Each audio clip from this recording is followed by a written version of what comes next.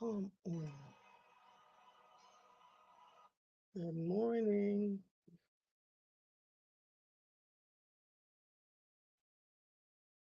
Good morning. Good morning. Good morning. Good morning. Good morning. Well, look at that. Good morning. Good morning to each and every one of you.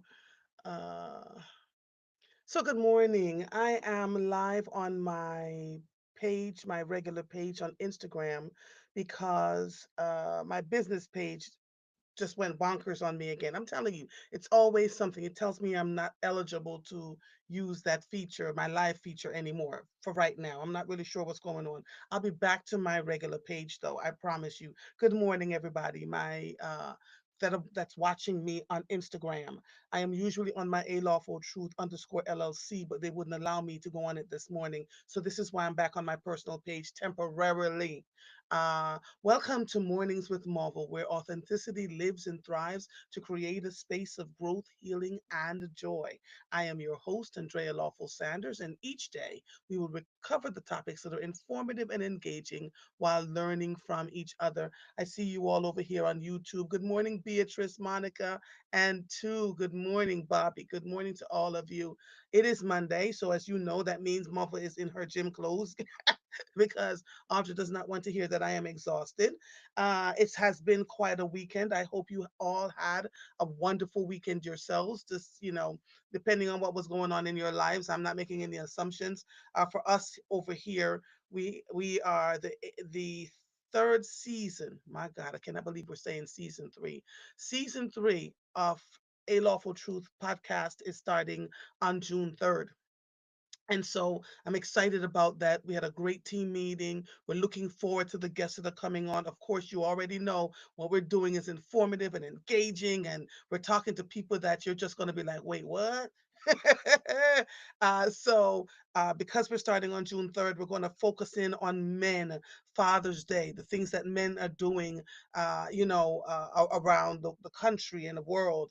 And so in July, it is Sarcoma Month, and I'm really looking forward to this. So June will feature mostly men. Mostly men. I'm excited. I'm super duper excited about it because we don't really talk about what the men are doing in our lives so much as we should.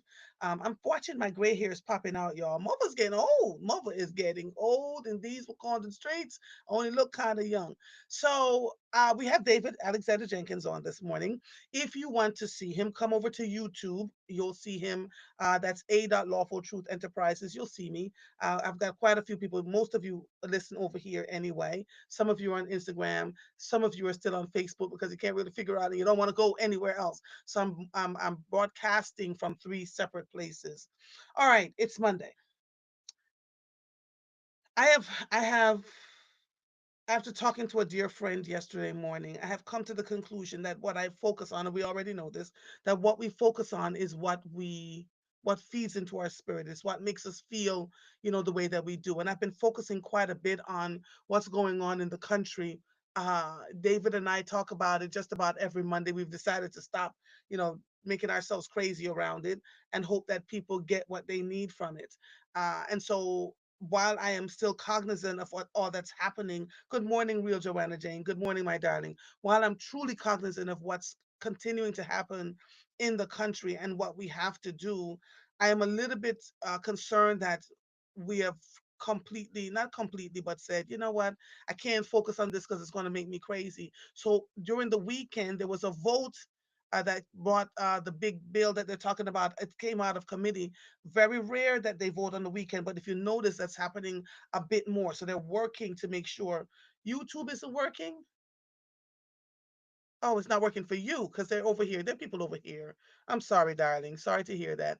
Um, but you can find me in three spots, East Coast, so you know. You know where to find mother. So there are things going on. They're switching, trying to figure out how to make people on Medicaid work. They're working on what they're doing with Social Security. They're talking about the immigration bill. There is uh, there is all these other things happening within this bill that I figured at some point I'm going to have to bring to you all because they're thinking of taking it out. It came out of committee. They're thinking of putting it on the House floor this week, and it's all going to impact us. This is not something that's pie in the sky. And so when you look around and you see you can't afford your medication, I remember talking to you all about an eye drop that I use for dry eyes. That was when I would go pick it up at the pharmacy, it would be $5. It was 30. And when I asked them why did it go up, the eye drop went from 30 something dollars to 300 and something dollars. And more people are starting to see that these things are happening with the cost of their drugs. Now our current president says that they're working on, he's threatening drug companies to lower the cost of drugs. So we'll see in this bill that's coming up, they're talking about giving you triple the amount of um, tax deductions. So instead of taking 10,000 in tax deductions, you can now do 30,000. This is all in the bill.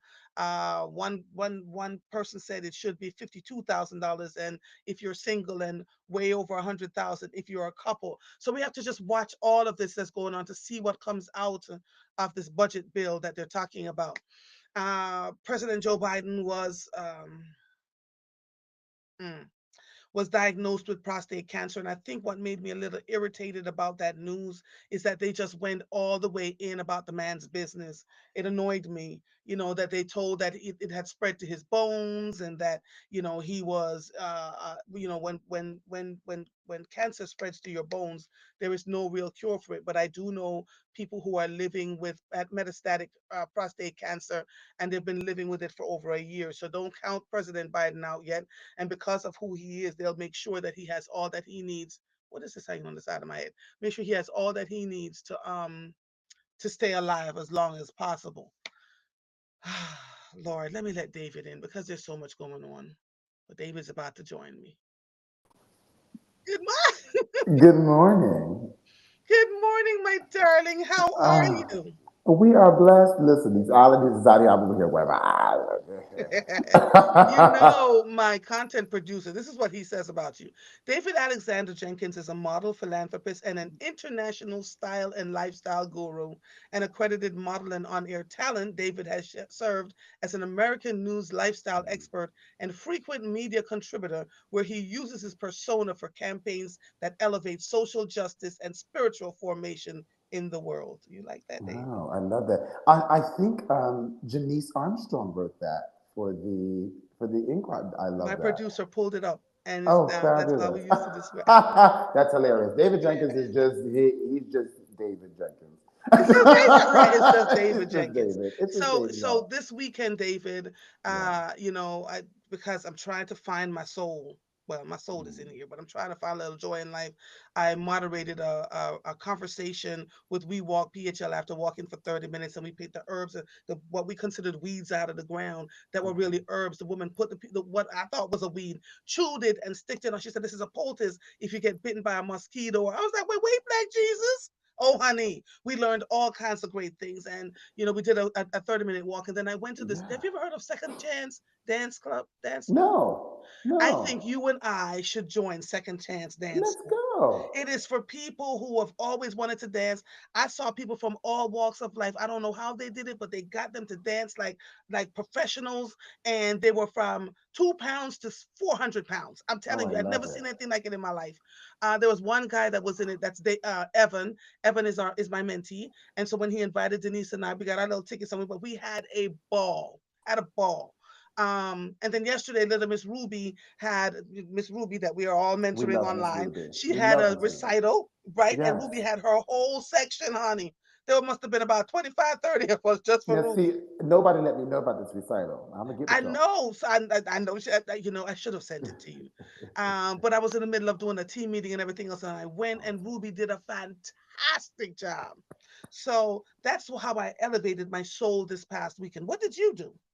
So we had the Viennese Opera Ball, which is a Why debutante did I know there presentation. was going to be some ball involved? It was a lot of balls, and not those sorts. But we went to the Viennese Opera Ball, which was the beginning of the spring season, if you will, for America social cycle before we head over to Europe for the rest of the summer season. And we also had what's called the Walt Series Ball, which was held in the former Fifth Avenue mansion of Carnegie Hmm. and his house. So that was a beautiful event. Hmm. Then I went to the Radnor Hunt races, which is one of the oldest races in the United States. It's a Hmm. steeplegate. And it's a staple of the Philadelphia surrounding communities. And so that was wonderful to see a lot of friends. And this, of course, begins this sort of horse spike, if you will, in our summer activities. Devon's coming up, starting at the end of this week. So really Sunday, I think it begins for the rest of the week after that. And then we have Ascot races, which is in London. So we'll be off to the races. So I thought to I myself, love talking to you. I love talking to you. For the folks who thinks that they think they're wealthy, I'm like, this is real wealth right here. This is how the blue-blooded people live. I don't think a lot of people see black folks no. who live this way. And a lot of people are angry by it who see it. So one of the things that I experienced, I was actually talking to my mom about this because I was so bogged in that when you enter many rooms, and I think we touched on this a little bit last week, when you're in many rooms, people first celebrate your entrance. Oh, because they feel as though they have found a token that will represent what they understand to be African American. And what happens, unfortunately, with me, or fortunately with me for many of us, is that I show up as myself with all of the, as you say, Nanny of the Maroons, of all of the ancestors coming with me, right? I bring them into the space, and all of them had this life, right? My ancestors had this way. And so when I do that and the authenticity of that becomes apparent to the room, there's now a threat. You Because might you should not belong. But remember, way back, many generations, this is how we lived. wait, This is not how just we that, lived. not just you shouldn't belong, but not only should you not belong, I've been taught something wrong about you that I'm being challenged in present because I know everything I've been told about black people, you are a problem for me. Second of all, like that statue in New York, which is horrendous, we can talk about that. But everything I've been taught about what you're supposed to be, you're breaking this rule. And then on top of that, I discovered that you might have been in this room longer than me and that your birth in this room, your ancestors' birth in this room, and their contributions to society are a problem for me to reconcile. So there's always this hurdle of having to prove oneself, talk about oneself, and entertain the people who are uneducated. My mother's generation and my grandparents' generation said, we don't explain, we don't do We that. don't But explain. You my just are. generation, my generation feels you have to because if you don't, you continue to perpetuate this idea that we don't Hmm. exist or that this isn't our thing. So I am proud to be in the rooms that I go through, but there is a lot of pressure I think in I wish there were more of us who would attend these rooms. I wish that we would continue to come back to this social side of the world and exist in it in a way which is authentic to who we are. And by Hmm. authentic, I mean where we have taught other people how to use silverware. So Hmm. we shouldn't allow them to try to gift us with a way of being when really we created that way of being. And Um, but can we make people aware that living in this life in this realm does not mean that you're ostentatious and not authentic, right? so there's a couple It's words. just a way of living. Yeah, there's a couple words that I always hate. One is bougie. And I don't hate the word bougie because of its context, but I hate it because it means bourgeois. It means new moneyed, middle class, behaving in a very dandy like way. Hmm. And while there is certainly a truth to that in many people's worlds, it is not a truth of my life, right? I don't have a very bourgeois understanding because they were never new, not in the last 300, 400 years, right? Hmm. There is a history of slavery. There is a history of ownership. But I was looking at this, and my first ancestor from Africa to the United States that we know of is a woman named Fran, who was owned by a Captain Smith, Captain James Smith, Jonathan Smith, sorry, who is not the famous captain you're thinking of, but rather a Virginia slave captain. He has a son called John Smith as well, who becomes a senator. Fran and father John Smith have a baby called Suki. Suki and now her half brother John Smith have another set of children. So already there we have mulat family members who are created, Mulata, who will yeah. come out of it so enslaved, right? But they are bred by the mass, if you will, because they come from a royal history in Africa where they're coming from. So they are the chief's daughters, if you will, who have been stolen. So they're prizes. They're possessions of prize. Look, I got the best one, right? I got the one who's in charge, and we're going to breed her. So that's where that American history begins. That Smith family, when you had those mulatto children, if they were light enough, they freed them. And then they gifted their children and their family members to them as slaves. So even with the history of slavery on my mother's side, this is my mother's side of the family, the Smiths, the Highs, the Devons in North Carolina, Raleigh, North Carolina, Eagle Rock Plantation was the house, all of this sort of stuff, right? So we go back to Atlanta, we look at it, this and the other, but that is hundreds of years of history. That is from the time where Virginia was still a British colony, right? This is that. So before we have America, my family has been here. So with that, this understanding of who you are is a genetic marker, if you will, in members of that family, which is passed on through traits, through behaviors, through lineage, through actions like, why do I feel it's need to keep cash on hand or jewels in your purse or this and the other? Because there's a history of needing that because at some point in life, always there's a challenge. Mm-hmm. Smith's children from Fran and then Suki became Len. Len and his sister, Cora Pear, gets sent to Liberia as a missionary. She marries into the Padmore family, which, as you know, ruled Liberia until the end of the coup. So that branch of my family then ruled Liberia until Liberia had its revolution. And they came back to the United States. So it's a very grand, very royal side of the family who lives here now, who are called the Padmores. And that lineage is because of the Smith family and that land. Smith inherited his children. That farm got sold eventually. They own High's Ice Cream. They endowed Shaw University. They are so. If you look at Smith, Debenham, and High, and then my mother, Debenham, after Smith was Debenham, okay, Mary Jenkins, and that side of the family is the theatrical opera. My grandparents met at the Academy of Music, performing in Leslie Spurlock's opera company. My grandfather was a military man. My grandmother was a really a housewoman. She enjoyed. So this understanding of we were looking at actually newspaper clippings when my grandmother responded to what she saw. There was a person streaking across the television, and my grandmother was so disturbed. She wrote, "How dare someone?" She has to walk through life as a black woman with X amount of children, raising them in church, church tabernacle, Mm-hmm. and she has to be affronted by a naked man when they cross Mm-hmm. the screen. So just even that just made me laugh about who we are. The way I speak is a condition of that birth and that lineage, and that everyone in my family speaks like this. So So it's we're gonna funny. we're talking about this because I want to juxtapose to the plantation that burned the hell to the ground this past weekend in Louisiana. Hold on one second though, David. The For those of you who are talking about Second Chance Dance School, let's all go. I want to join it. It is so much. I know it's a ton of work. Denise was like, I don't know if I get down on the floor, I'm going to get back up, but we can try. And so there's a surprise coming for all of you. Just hold on. We'll talk about that later. But David, let's discuss this plantation, huge plantation that burned the To hell the to the ground ground, over the weekend. to the Does ground. anyone know exactly what happened? I have not heard that there is You have a not heard. understanding of arson or if it caught fire They magically or never said. whatever. I did see the sister with her wine bottle pouring it over the grass for the ancestors, and I'm not mad at her. I mean, I'm not. I'm Yeah. not. I can't be mad at her.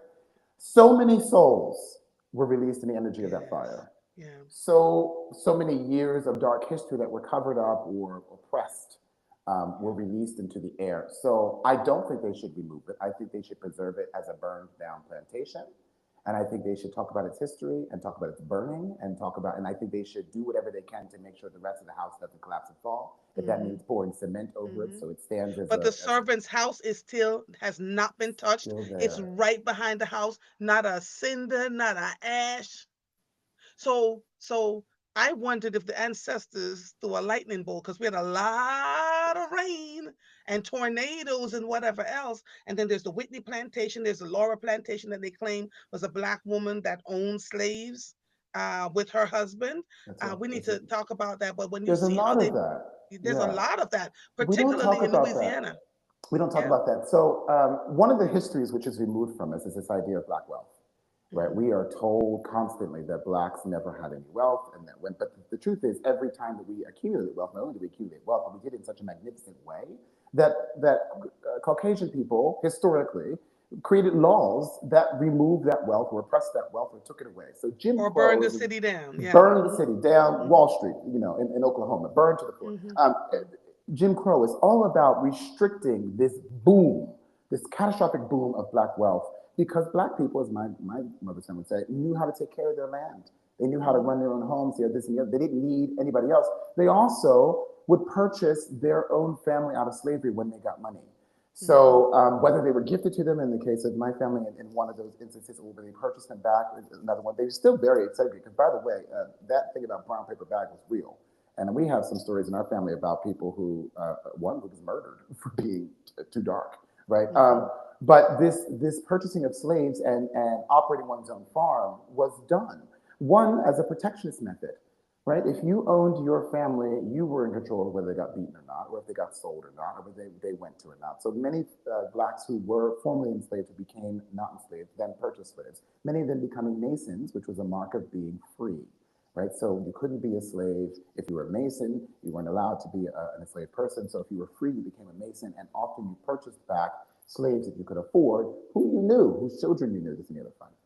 But secondarily, they were just like every other time in history, opportunists who saw a way to make money, and they continued to purchase slaves. Some of them Irish indentured servants. So my family at one point is mingled, if you will, with the Moonaghan family, an Irish washwoman from Ireland who comes here as an indentured servant and then is purchased, if you will, contracted, if you will, with Jake Devnam for breeding. And the purpose of that is to have light That is children skin children. because you Yes. need to have light skinned children with all of your black wealth. So you have to constantly introduce now Irish indentured servant people into the realm so that you can breed a lighter skinned person who can move through society. So suddenly you see this brilliant, white looking, very tall, big lipped people. And that is kind of where all of this, yeah, yeah. Yeah. So yes, black people owned slaves too. Yes, black people had money, right? Madam C.J. Walker was not the first person to have money. She went to New York and bought a big mansion and was along with her neighbors. But there were other people in the realm of life who were making good, investment decisions, owning land, selling things, and a society was kept. Yeah. So, yeah, Tamara, do me a favor. Tamara says a person that could also shed some light is Sandra Opie. I asked you, this is my third time asking you, can you please connect her yeah, to us so we can have a conversation with her? Please. Andrea said they turned Nottoway into a spa resort where folks celebrated weddings and they gave tours touting the fact the descendants of enslaved still work there. And the ancestors said, enough, burned, burn to the ground. burned It's amazing. It's to the amazing. ground.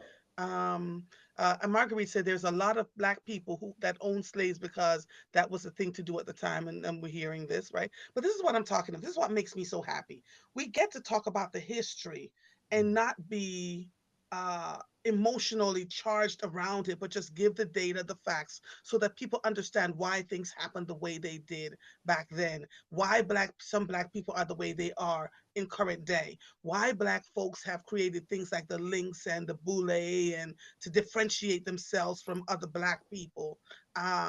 Why is it that some folk real wealth does not wear it, or as Susan Taylor said, if you're wearing it on your ass, you're not making any money. Her It's quote, my funny. man.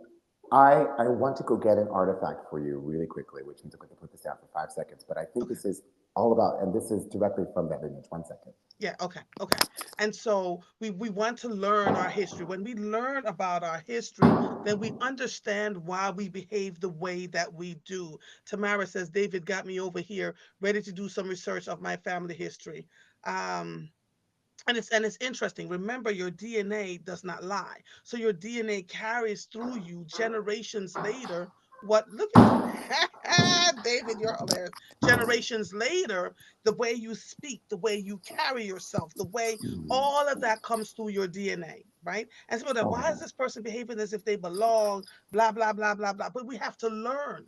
If we don't do the research, then we sit and we believe everything that is said to us, that is fed to us through YouTube or whatever it is that we watch. And we truly come from a lineage of kings and queens in Africa, way back then. Of course, there's jealousy, there's all the other things. So when slavery started happening, people were buying slaves. People would use that opportunity to get rid of the queen's daughter, or get rid of the queen, or get rid of It's the king, and it's an and send them over institution. here. But their lineage came with them.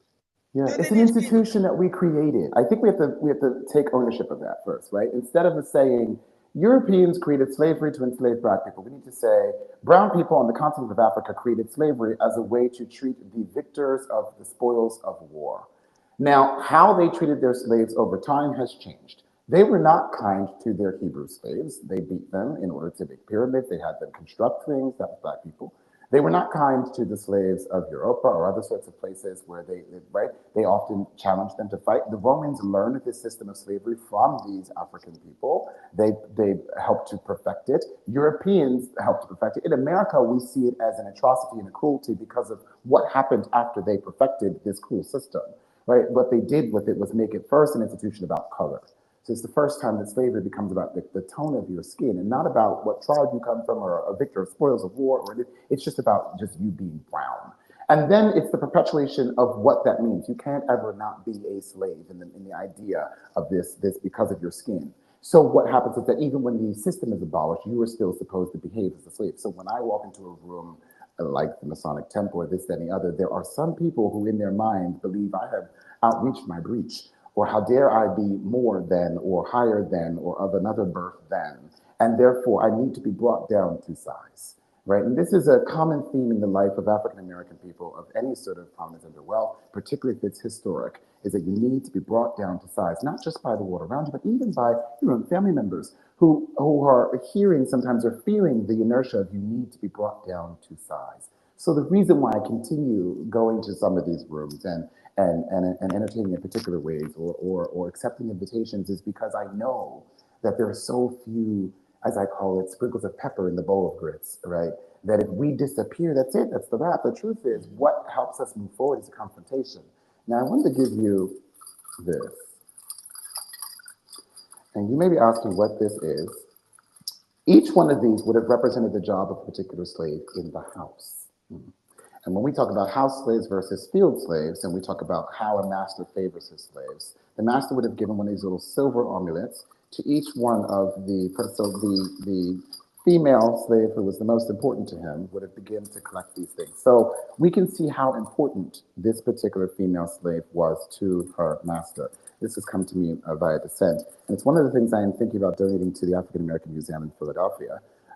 But this is the oceans, so the transatlantic crossing Mhm. between one land and the next, so between the Americas and the continent, with the flight of the bird, right? So these sorts of artifacts remain, and they are reminders to us, gentle reminders, really, of the struggle, but also that even in this weird object, this slave-induced object, this understanding of giving silver amulets to a particular person speaks even still then to favoritism and what that meant to other slaves in the community who would have seen this and said, oh, not So that do one, you this know is a what special those person. each thing means on that thing? So with the pomegranate, so this is about birth. So you see how many pomegranates she's gotten and different fruits and Wow. things. We have the cooking utensil, right? So we know that you're in the house. We have the jug of water, right? And we have then the pick. So all of these fruits, She she's had got a a bunch lot of children. by the master, by the master. So when we look at people like Sally Hemings, or we look at Mhm. people like Fran, or her daughter, Suki, Matilda was Suki's real name, Matilda. Mhm. When we look at those sort of ancestries and we look at the blending, if we were to actually, and this is the thing that I think is important to us, if we were to actually go back and force people in the census to have a DNA test to declare who they were, Mm. racism would have a huge dent in it because suddenly we would realize how many of us were mixed, intermarried, interbred. Smith's daughter, having seen this history, ended up marrying a man who was Creole, right? Having Creole children. So there's a whole line of that history there, which can be found on Wikipedia, all those people. What's not mentioned is what happened to all the black children, well, and how the What land what they did got. happen to all the black children? But there you are. So Eli became a doctor. Eli favored his light skinned children over his dark skinned children. He killed his brother for being dark skinned, based on an argument, and then his children. One he shipped to Liberia as a missionary and got married to a Bible family. The other one he insisted married light skinned people. So the name of the game was create the wealth as a black person, and black families of wealth would marry black families who were light skinned and of good standing. Now, there is the basis of a debutante presentation, isn't it? Mhm. Right? So, a family of wealth and a family of good standing, and a married to have a successful dynasty. That is not a new story. It is something which continues and is pervasive even in culture today. We see the debutante dip in black society today. Please don't be dismayed and or illusioned that that is something which is just about charity. No, it is actually another way in which people choose to mingle together, to learn about each other's families, and to procreate for the future. So Jack and Jill wasn't just simply a place where light-skinned children went to play. This was a place to isolate them away from dark-skinned people, right? The rule of the paper bag was something that was born. And Jack and Jill now is filled with families that are of a darker hue. And I often, Hmm. when I watch what's happening there, if they think that they, because they are in Jack and Jill, that they're seen in a different light, because the conversations that are had behind closed doors juxtapose it with the way some families are treated, even as they have access now Mm. because they have a certain job, they live in a certain house, they live in a, it's insidious what has happened to us Yeah. over the generations, right? And so I don't know how we navigate through that, right? Because from my lineage, I see warriors. Mm. I see warriors. I see people who have owned an excessive amount of wealth, but wealth in a way that we choose to not show it on our person. We show it through our speech. We Mm. show it through the way we carry ourselves, the way we treat other people, you know. And so, and folks, I don't know if folks realize this, that we were on them same slave ships that everybody was on. The ones that were dropped off in the Caribbean were the ones that they could not manage or control. They Right. were killing the slave ship owners, drowning folks, doing all the things. So they dropped them off before they came to the Americas because they said they were not the ones that they could manage or handle. They were just too much, which is where Nanny of the Maroons, came from. Maroon Town in Jamaica has their own government. They're not ruled by anybody else. You can't just walk into Maroon Town. You see what I'm saying? Like there's a thing there. And so as David and I are speaking, we truly want you to become cognizant of your history. That means doing a little bit of digging. There are a couple of people in my sphere that are African American that are like, they're digging into their family background, the familiar background. You know yours inside and out. Somebody drilled it into you. But the Every step average, of the way. every step Every of the step way, of the but way. but the average person has Does he know? no idea. No. No And when idea. you know what came before you, you suddenly have this strange responsibility to what comes after you and Yes. how you leave a room and how you enter a room. So Yes. I walk into a room with those ancestors on my shoulders. Hmm. I walk into spaces asking them for blessings and favors and guidance. I I am aware of the work that they had to do for me to be Yeah. present in the room, and I am cognizant that I don't want to embarrass them because they won't come for me. And so I also think that when you know your history, you have something to defend. If you have no history and no past, you have nothing to defend. So how you move doesn't matter. But And if when you and know, and and when trials and tribulations come, mm, as they always will, mm, that history just sits on you. It rises up because your DNA cannot lie. you can't. Well, and it's funny. You walk into a room, and there's something about being raised in a family like that anyway. I mean, whether it's through blood or what, when you walk into a room, there is a vibration that other people recognize that you're unaware of, and they go, "Oh, it's something about you." Mm-hmm. And Mm-hmm. they're first intrigued and they say, "What is this thing?" And then they listen to Mm-hmm. you speak and they say, "Where were you educated?" And Mm-hmm. oh my goodness, and clearly you came from this, but you're challenging me. You're challenging everything I know Mm-hmm. about people who are your color. How dare you Mm-hmm. walk in here with long hair? Mm-hmm. Whoa, With a oh, how beard, many? long How hair and many? a beard. Gotta How be could tracks. you? Gotta be. I don't understand what's happening here, right? And this understanding, people say to me, why don't you go to a low cut? Because I am aware that historically the length of your hair was directly proportionate to your history and to your social standing. You couldn't afford to have Mm-hmm. long hair if you were Mm-hmm. a slave. The thing that they Mm-hmm. made you cut first as a slave was your hair. So African Americans who would have come from Africa originally, those Mm-hmm. people who got here on their ships, they had their hair cut off. They had Yes. hair in Africa. They had They did. long hair in Yes, Africa. and wait. I learned on Saturday that we came in the ships with the seeds in our hair. That's That right. we were bringing the seeds from our Ready home. We would to just replant. pull them, knot them in our hair. So it looks like we were doing crazy things. That we would send messages. If you go to the islands, you will see the way Oh, their walls are set up, and it looks like these beautiful bricks. It was messages. There were messages yes, being sent yes. to the things that we were building. Smart as Absolutely. hell. Oh my gosh. And this talking about, and I love it because I was thinking, what the seashells and the this and the conch seeds and the Yeah. little beads and things. What is that? Yes. It is again. It's the way that you move. You move these pieces. Yes. You take them out of here, and it's like wearing jewelry to the airport today, right? We had this conversation. Why do we choose to put our jewels on and walk to the airport as a sign of wealth?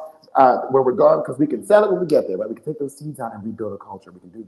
But this understanding of chopping off one's hair. So this is I did it. All African American men, in order to be visually what we need them to be. Need to have a low cut, need to go Mm-hmm. get that fade, need this and the other. That is a sign of slavery, right? It is the thing that was taken away from you first was the length of your hair. Yes. And then when people were so offended by hair again, because after it was taken off, of course it grew back. Mm-hmm. So slaves And I would mean, then thick and thick, resplendent and beautiful, whatever hair. healthy, and yes. Black people are the first people to press out hair in Egypt. In Egypt, in the land of Kemet at the time, they used hot Come irons on. to comb through hair. So this is not this is Caucasian, and so and when the hair grew back, people were so offended that women who were slaves had to wrap their hair so it couldn't be seen. But they did that so beautifully too. That became a thing. So in Louisiana, white people began to wrap their hair in white cotton as well to walk outside Mm-hmm. as a Mm-hmm. thing. This understanding of who we are has been so terribly told, so Yeah. tainted, the narrative so destroyed that what we believe is a narrative of oppression, a Right. narrative of slavery, and we're constantly trying to go back and find something that connects us to the continent. When the truth is, what we do today came from the continent, right? We're existing. We taught those people how to live outside of their chicken coop, Yes. dog and cat, how not to live in Yes. the same house with your animal, how to Yes. have a fire that was in a chimney instead of in the middle of a room that might burn you out, how to sleep Yes. separately from smoke, how Yes. to keep warm. All these How things to came build a from house without a diggity dang nail. how Without a to nail. have a toilet that flushes. That comes from the Alhambra Palace, which is from Morocco, from the Moors who came to Alhambra and colonized the Europeans for 500 years to 5,000 years, depending upon how you look at which portions of colonization. But for at least 500 years, they ruled all of Europe.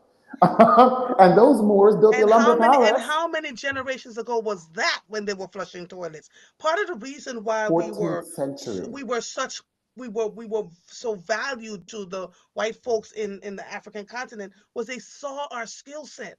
But we brought that skill set with us. People talk about how slaves built Washington D.C., right? Every, everything you look at, you say, "Oh, this is so magnificent." When you go back to who built it or what was the technique to build it, we see where it comes from. Yeah. Aqueducts. We And and give and that to the and and, Greeks and and the I Romans, not Greek or Roman. It came right. from Kemet, where they had aqueducts. The Aztecs and the Mayans and the Incas who were building, they were so brilliant that I learned about in my history.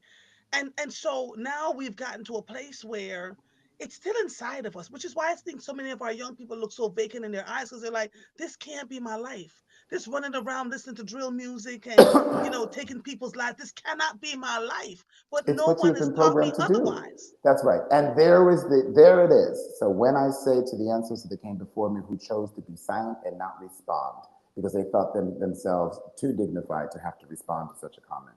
The truth is, the response to the comment is what allows other people to know that you do exist. And so I respond to the comment. I show up in places. I am less fearful about the truth. I get in a lot of trouble. Hmm. Constantly I'm in trouble because I am showing people a history that they've been told doesn't exist. And so they Yes. spend their entire waking day and moment looking for the thing that is When our wrong to be history has incorrect. been co-opted and copied and then made us feel like it wasn't our history to begin with, it is being erased, right? So let me read some of these comments for you. Mm-hmm. Shakila says, my family has history on the Nottoway plantation. I was taken there with my kids and husband. I knew my family were sugarcane slaves, but hadn't realized their descendants still worked on the plantation. Laverne says, I did the DNA on both sides. I went back as far as Ancestry has let me with my family on both sides with the help of someone who does that work. My daughter, Tamara says, my daughter did research on the Jack and Jills of America and how it was shifted over the years. It included interviews, readings, etc. Her findings are very interesting. Tell us a little bit about that, Tamara. Mm-hmm. Please. Marguerite says her early ancestor did not do things haphazardly. They had intention. Slaves built Philadelphia. So when we tell you, when someone walks up and says to you, ah, I'm not really sure. I remember the head of a union said to me some weeks ago, we're not quite sure what to do with you. You're so different. You don't want to be in the rooms with us. You don't ask to be invited where the average person is like, can I come to this? Can I come to that? I don't give a what tootie patootie, right? If you invite me and I think it's something that I should have gone, then I will show up, but I don't force myself into rooms. I'm quite comfortable being outside of the rooms because I understand the best thing to do is to love on the people and give them what they need and what they want. If you don't know who you are, you will find yourself trying to fit into spaces that you don't belong in to your detriment. When you know who you are, they will come to you, not the other way around.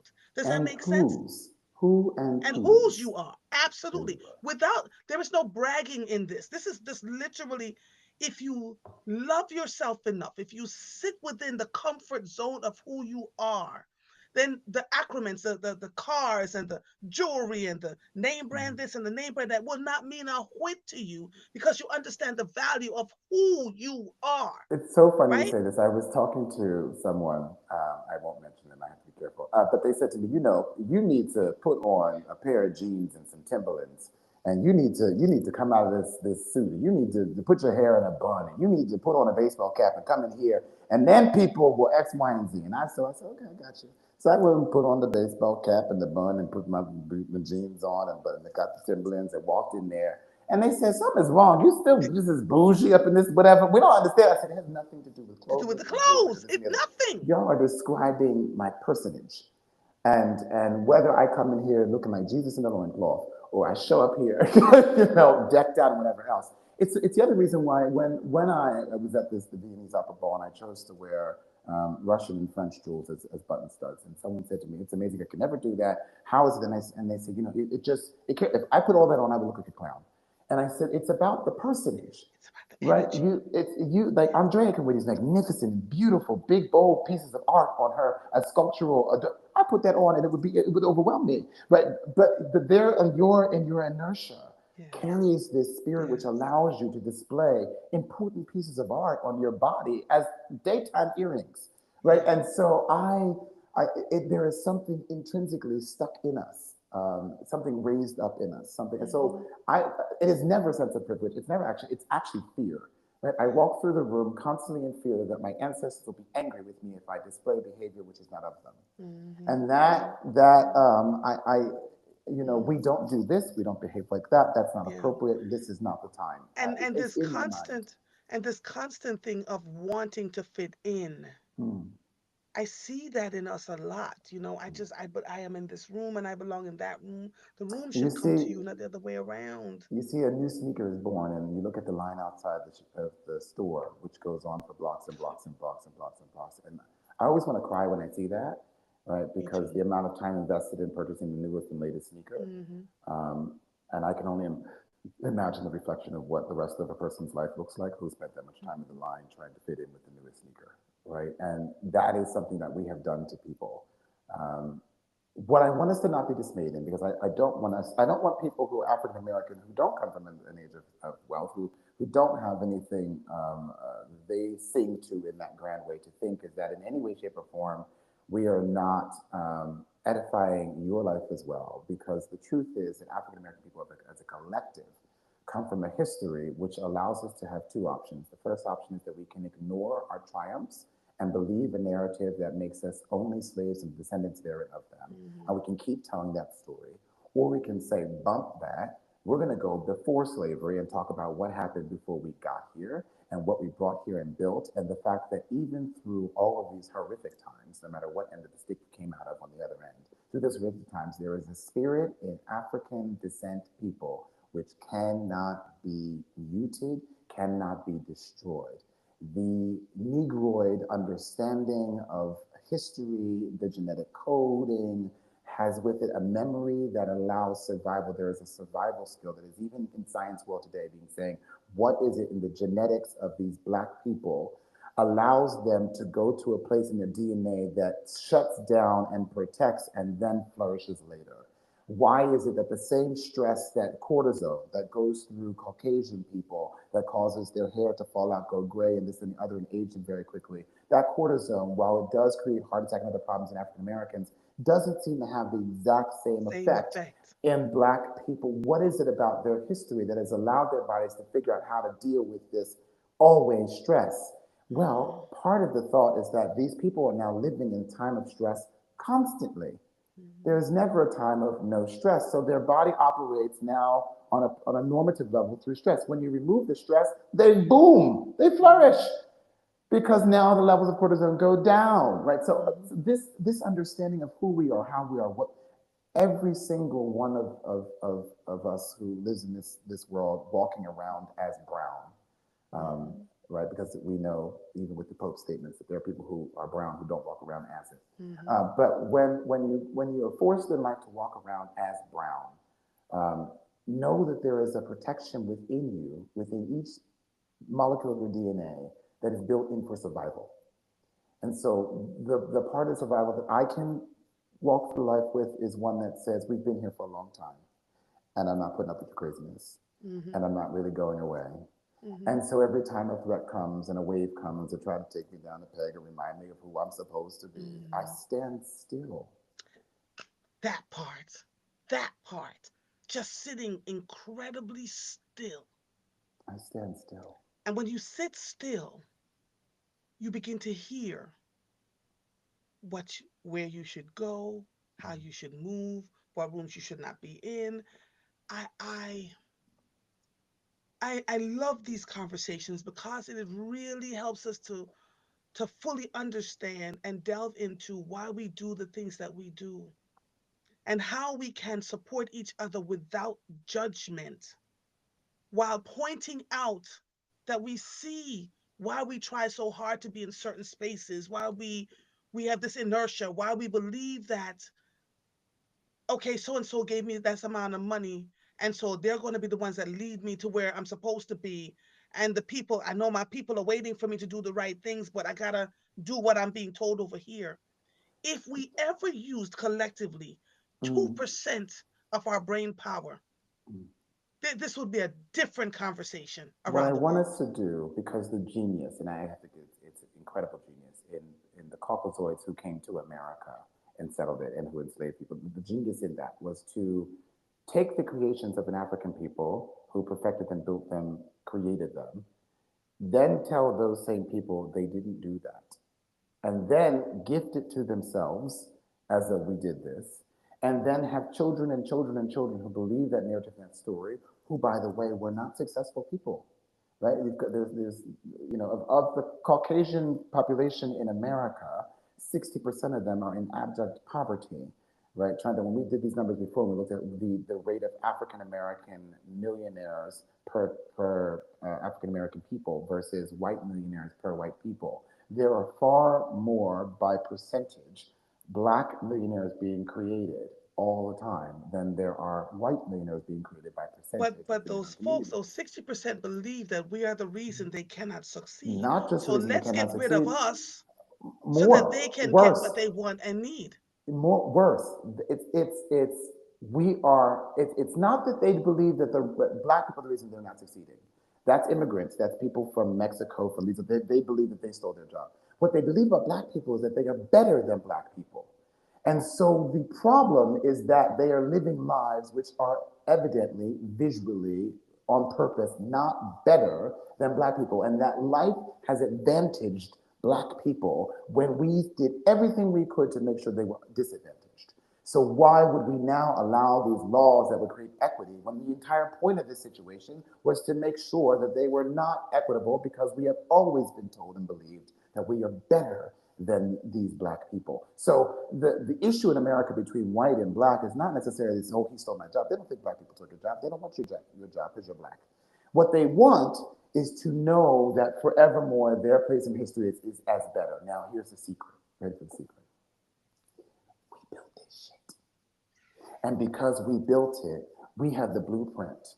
And just like those seeds, we pick it up and put it in our hair and move along. So when black people chose as a response to this administration to stand silent, to remove their dollar, to stop their business, to not show up at the march, to not this and the other, and to sit down, they realized we have no blueprint.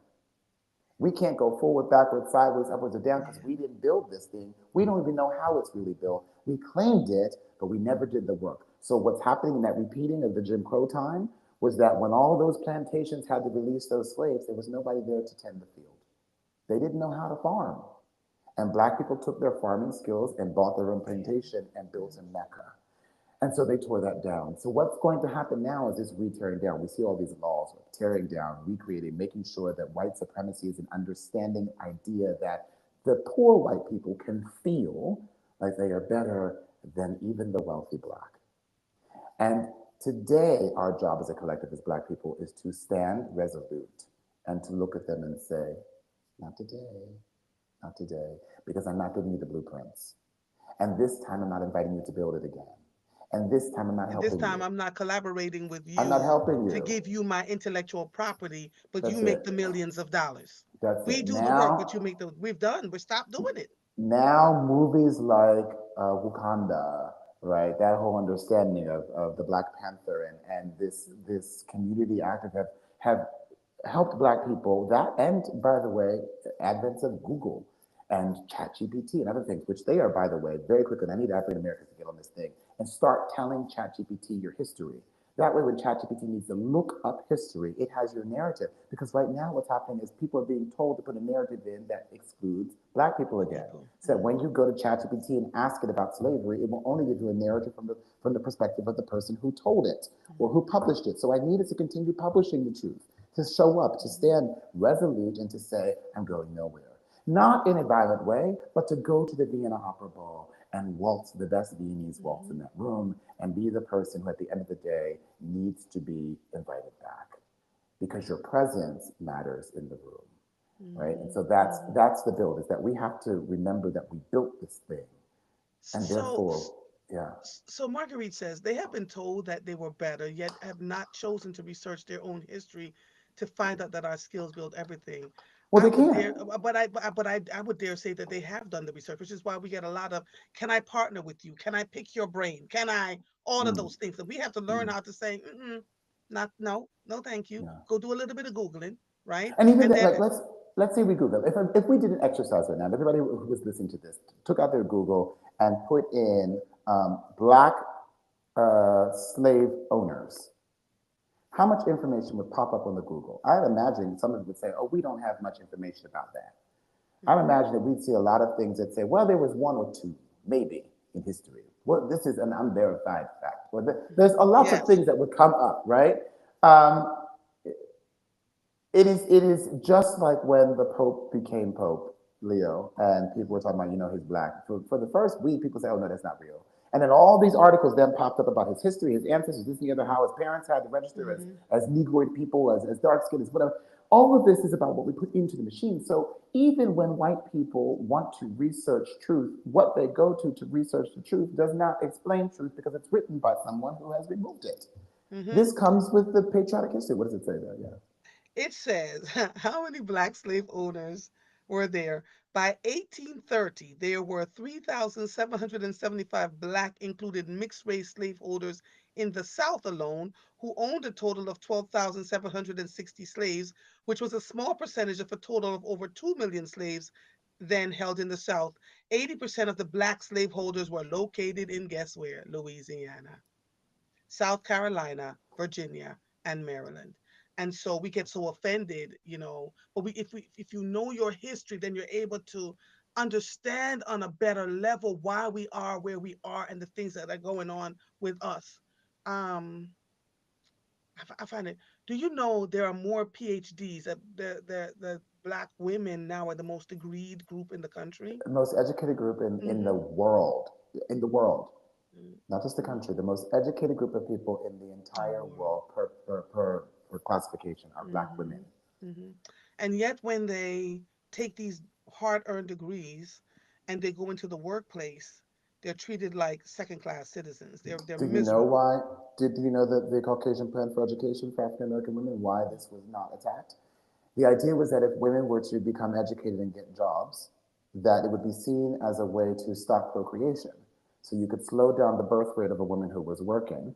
And so they have been telling white women to leave work, go home, be in the kitchen, and give birth, give birth, give birth, Mm-hmm. and encouraging black women, particularly through program, education, scholarship, and social, to go get educated, educated, Mm-hmm. educated, hoping that black women would stop having children. The truth is that Mm-hmm. it didn't really damage our effective birth rate, and that white women have paced themselves in the same way of trying to get this education as any other, but they're also not having babies at such a rate. So this was a failed plan, which is backfiring now. Now we have a huge group of educated populous people who are ready to take over in job markets and this, that, and the other. And and so so you and so have the to, goal is to destroy us.